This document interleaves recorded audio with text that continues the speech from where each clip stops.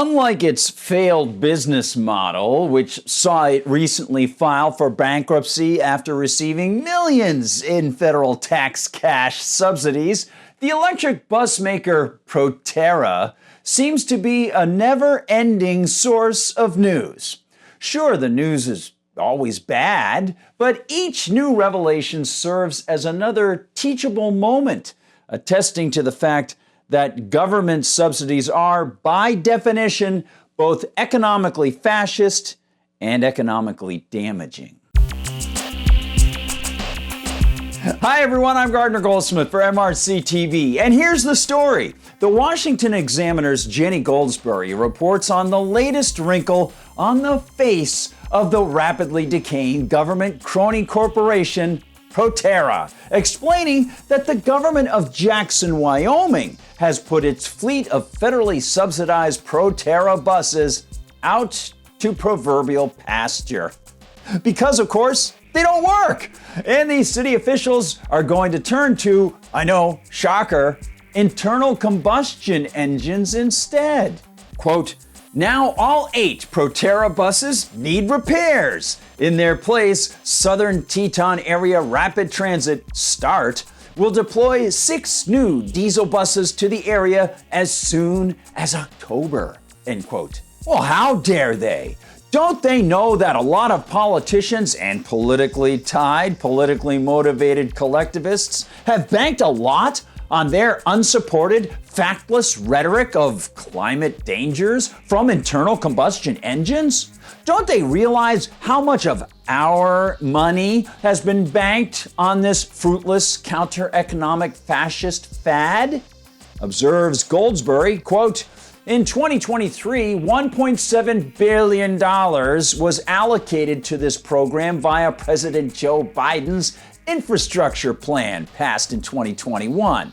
It was specifically meant to go toward 1,700 American-built buses, and Wyoming received $945,178 to buy zero-emission battery electric buses and charging equipment to replace diesel buses that serve nearly 500,000 visitors and workers in and around Teton Village and resorts, end quote. And she adds, quote, Proterra's reported loss in 2023 was 5 times over its loss in 2022. The company would also subsequently lay off 300 staff in January.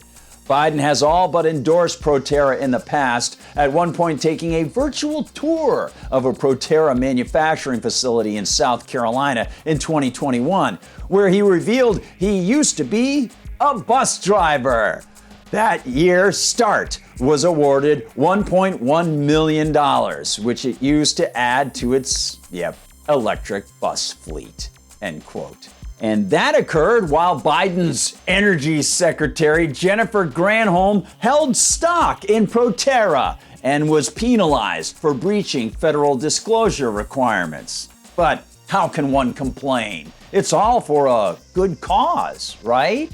What does it matter that these federal money conduits aren't sanctioned by the Constitution? What does it matter that none of the climate apocalypse predictions have come true at all?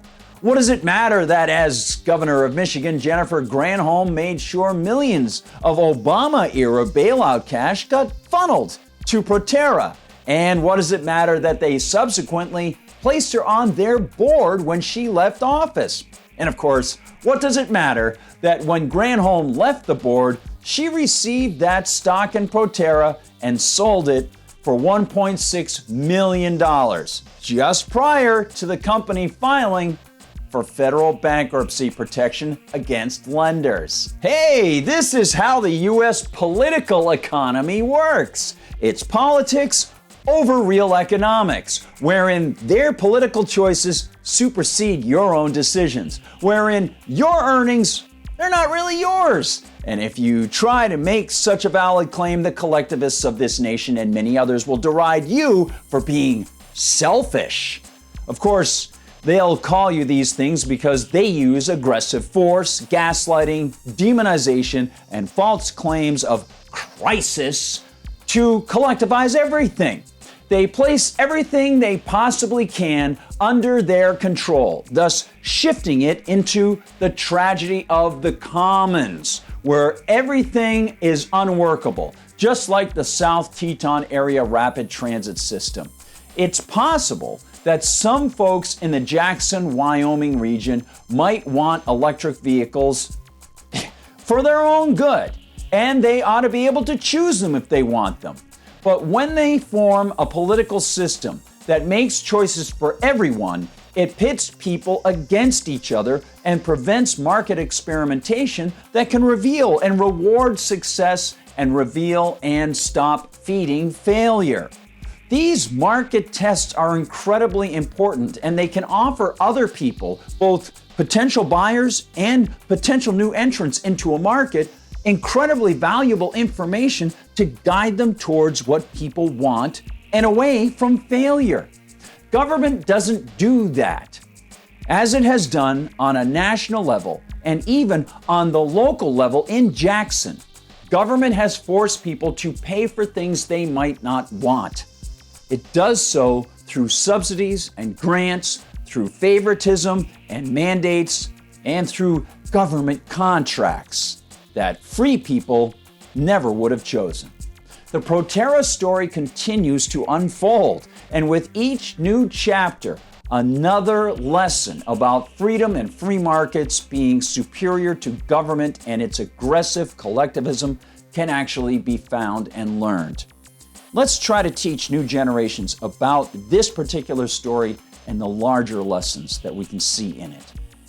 Thanks for watching, one and all. Please like and subscribe and join us on Rumble, where they don't censor us. Of course, we are still on YouTube, and you can like us and subscribe to us there. Please share the videos far and wide. Again, especially with students who might be interested in economics and ethics, the Constitution, that sort of thing. Contemporary stories that reveal deeper lessons. Great stuff. Please join us at MRCTV.org, MRCTV.org, where the whole team is located. And while you're there, visit the MRC Store and consider donating to the Media Research Center in its 36th year fighting left-wing bias. You can also find us inside Facebook. You can find us on TikTok, on Instagram, and at Parler, and on Twitter, X. And I am on Twitter as @GardGoldsmith and on Gab as @GardnerGoldsmith. Thanks so much, everybody. Please share the videos far and wide. For MRC TV, I'm Gardner Goldsmith.